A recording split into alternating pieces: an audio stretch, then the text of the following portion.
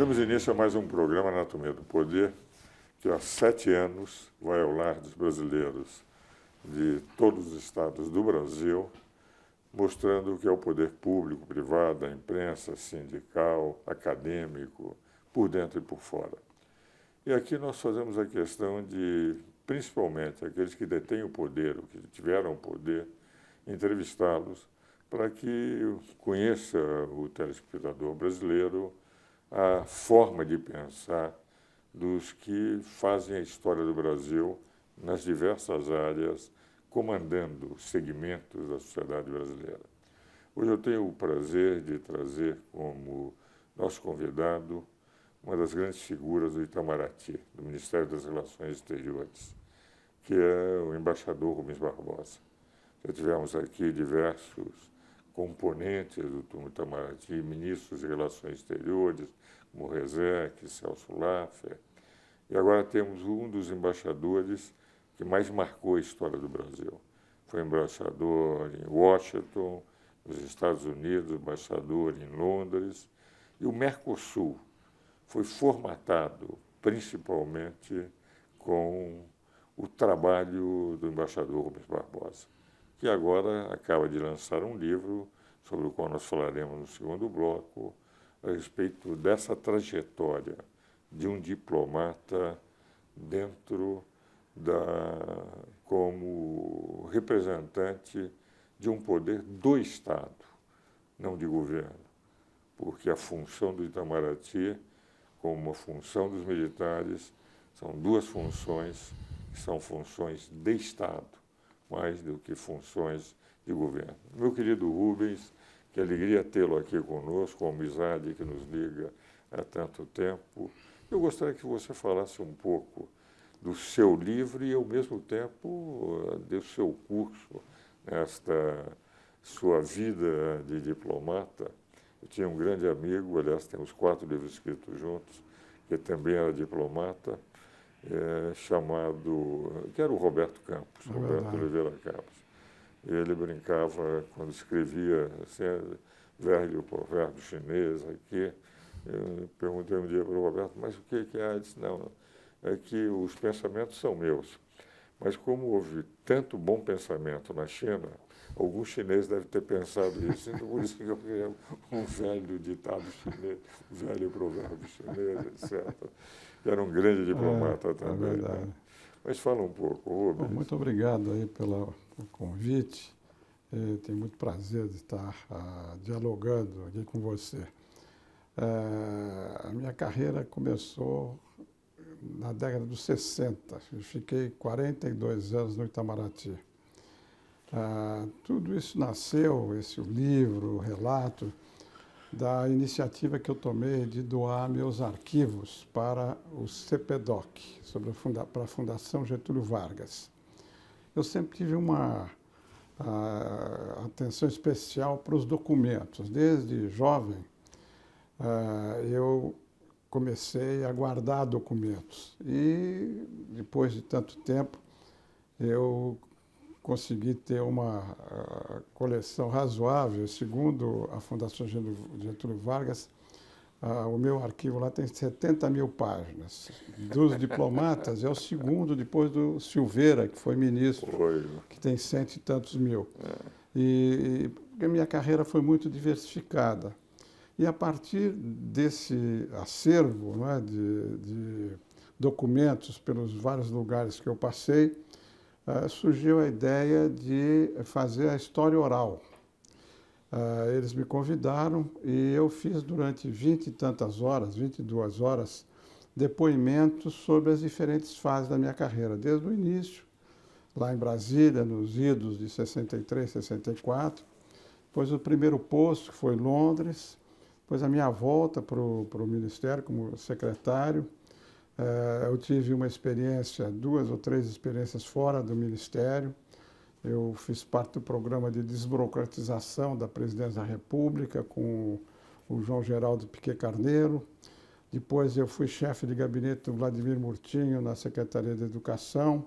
E depois tive como secretário internacional da Fazenda. Em todos esses lugares deixei alguma coisa escrita. Fui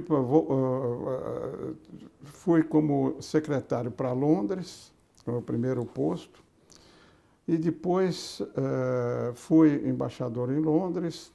25 anos depois voltei como embaixador em Londres e acabei como embaixador em Washington. Então, foi uma carreira diversificada, com muita coisa interessante durante a minha primeira estada. Eu morei 23 anos em Brasília, em diferentes momentos. No segundo momento, eu, por 7 anos, chefiei a Coleste, o departamento que cuidava dos países socialistas da Europa Oriental, durante o governo dos militares. Então foi muito interessante, muitos episódios que eu conto no livro, desse período em que nós, apesar do governo militar ser contra o comunismo, como eles chamavam, o movimento comunista internacional, nós fizemos muita coisa na área econômica comercial. E depois voltei para o exterior. Quando eu retornei com o ministro Rezec, eu fui o criador do Departamento de Integração do Itamaraty, que começou a discutir justamente a formulação do Mercosul, e o trabalho cresceu muito, e esse departamento virou uma secretaria, depois uma subsecretaria no terceiro nível do Itamaraty, englobando tudo. Com o presidente Fernando Henrique, ele concentrou toda a área econômica do Itamaraty comigo, tanto a parte de comércio exterior, de economia, de relação com os organismos internacionais e com o Mercosul.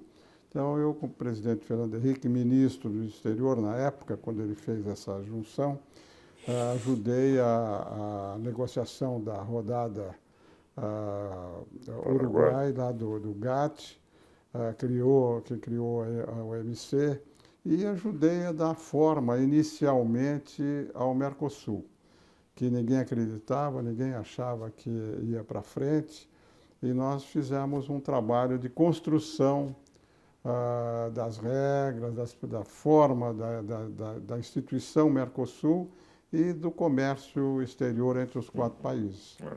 Não, foi uma carreira indiscutivelmente brilhante. Eu pude acompanhar, porque um pouquinho mais velho que você, Rubens, formado em 58. Aliás, um colega meu de classe foi secretário também lá em Londres, mas do Roberto Campos, quando o Roberto, não sei se você se lembra, era um rapaz brilhantíssimo. Tirou 10 durante todo o curso da Faculdade de Direito, e uma vez ele não conseguiu tirar 10. Ele pediu o direito de fazer de novo a prova. O Rafael? Para ficar, o Rafael Valentino. O Rafael era muito amigo meu. Conhece? Tem uma cabeça brilhante. Né? Eu gostava muito dele. Mas, inclusive, o Rezec, quando ele voltou de Haia, da Corte de Haia, nós fundimos os escritórios, e o escritório meu, que chama-se Advocacia Ganda Martins, passou a ser Advocacia Ganda Martins e Rezec. E ficamos sócios 2 anos. Pois, como ele ficou mais no setor de arbitragem, nós separamos, ainda temos algumas causas juntos. Eu gosto muito do Rezec, também alguém que fala por escrito, eu brinco. Costa. Né? Ele fez uma passagem importante lá pelo Itamaraty. Num momento difícil. Num momento difícil, Num momento difícil. Agora, o Rubens, né, em toda essa passagem, em relação ao governo militar, né, eu me sinto assim, muito à vontade, porque eu sou professor da Escola de Humanitário do Exército há 30 anos.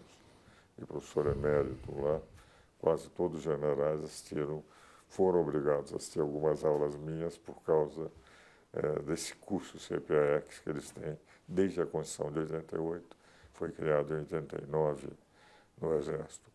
É interessante como, em nível não só internacional, como do ponto de vista de estabilidade do direito, nós tivemos um período, passado o período guerrilheiro de 71, de 69, 71, de muita estabilidade. Eu me lembro que os militares nunca pressionaram o Poder Judiciário.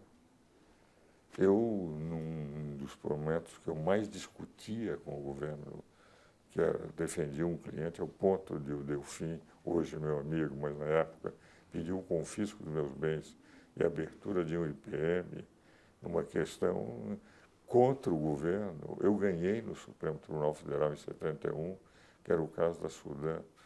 Quer dizer, o que me impressionava era o respeito que tinham ao Poder Judiciário constituído, você se lembra, de grandes nomes do direito, não é?